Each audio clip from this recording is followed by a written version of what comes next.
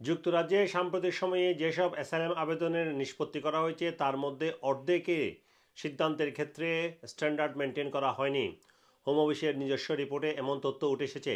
সেখানে বলা হয়েছে 2023-24 সালে যেসব অ্যাসাইলাম আবেদনের নিষ্পত্তি করা হয়েছে তার মধ্যে মাত্র 52% সিদ্ধান্ত হোম অফিসের স্ট্যান্ডার্ড অনুযায়ী হয়েছে, কোয়ালিটি মেনটেন করা হয়েছে। বাকি যে 48% সিদ্ধান্ত সেক্ষেত্রে স্ট্যান্ডার্ডের ঘাটতি ছিল, কোয়ালিটির ঘাটতি ছিল। এবং একই সময়ে বলা হচ্ছে অধিকাংশ সিদ্ধান্তের বিরুদ্ধে আপিল হয়েছে। এর ফলে সরকারের আইনি যে ব্যয় সেটি বেড়ে গিয়েছে। বলা হচ্ছে শুধুমাত্র এপ্রিল-জুন মাসেই এবছর 9300টি আপিল হয়েছে ফার্স্ট ট্রায়াল ট্রাইব্যুনালে এইসব অ্যাসাইলাম আবেদনের যে সিদ্ধান্ত হয়েছিল তার বিরুদ্ধে। এর পাশাপাশি বলা হচ্ছে 2023-24 সালে 52% সিদ্ধান্ত স্ট্যান্ডার্ড অনুযায়ী হয়েছে, যেটি আগের বছরের তুলনায় 72% কম। এটি হয়েছে মূলত সাবেক প্রধানমন্ত্রী ঋষি সুনাক যখন বলেছিলেন দ্রুততার সাথে অ্যাসাইলাম আবেদনের নিষ্পত্তি করা হবে, কারণ প্রায় 90,000-এরও বেশি অ্যাসাইলাম আবেদন জমে গিয়েছিল, ব্যাকলগের সৃষ্টি হয়েছিল। সে সময় হোম অফিসের যারা ডিসিশন মেকার ছিলেন অ্যাসাইলাম আবেদনের ক্ষেত্রে তাদেরকে পর্যাপ্ত ট্রেনিং দেওয়া হয়নি বলে হোম অফিসের এক কর্মকর্তা নাম প্রকাশ না করার শর্তে বলেছেন। এই সংক্রান্ত সংবাদ প্রকাশিত হয়েছে ডেইলি টেলিগ্রাফ, ডেইলি অবজারভার সহ বিভিন্ন সংবাদ মাধ্যমে। সেখানে বলা হয়েছে ওই কর্মকর্তা বলেছেন অ্যাসাইলাম আবেদনের নিষ্পত্তি করার জন্য যারা ডিসিশন মেকার ছিলেন তাদেরকে পর্যাপ্ত ট্রেনিং দেওয়া হয়নি, তাদেরকে পর্যাপ্ত সময় দেওয়া হয়নি ইন্টারভিউর জন্য, যাতে করে একজন আবেদনকারী থেকে পর্যাপ্ত তথ্য নেওয়া হয়।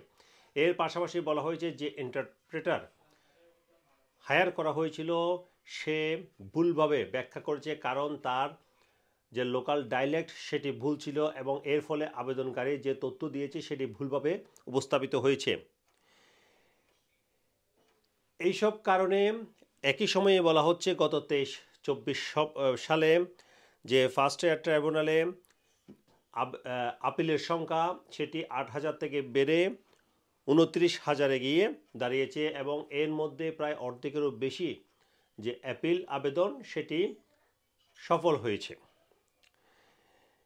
এর পাশাপাশি এই সংবাদে আরও যেটি বলা হয়েছে সেটি হচ্ছে মূলত দ্রুততার সাথে অ্যাসাইলাম আবেদনের নিষ্পত্তি করতে গিয়ে ব্যাকলগ কমাতে গিয়েই এই অবস্থার সৃষ্টি হয়েছে।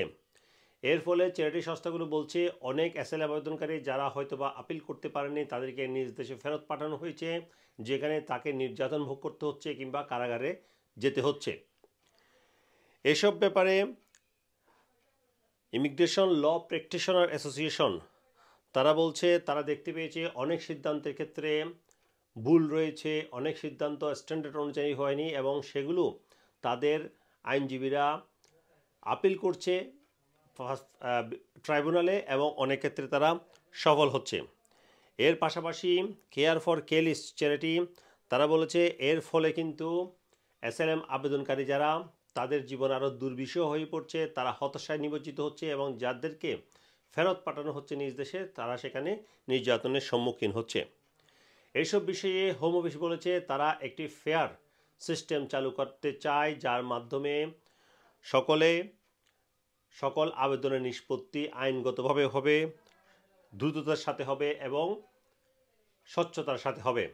এর পাশাপাশি তারা নিশ্চিত করতে চায় যাদের যুক্তরাজ্যে থাকার অনুমতি নেই তাদেরকে যেন নিজ দেশে ফেরত পাঠানো হয়। Sarwar Hossain, top news, London.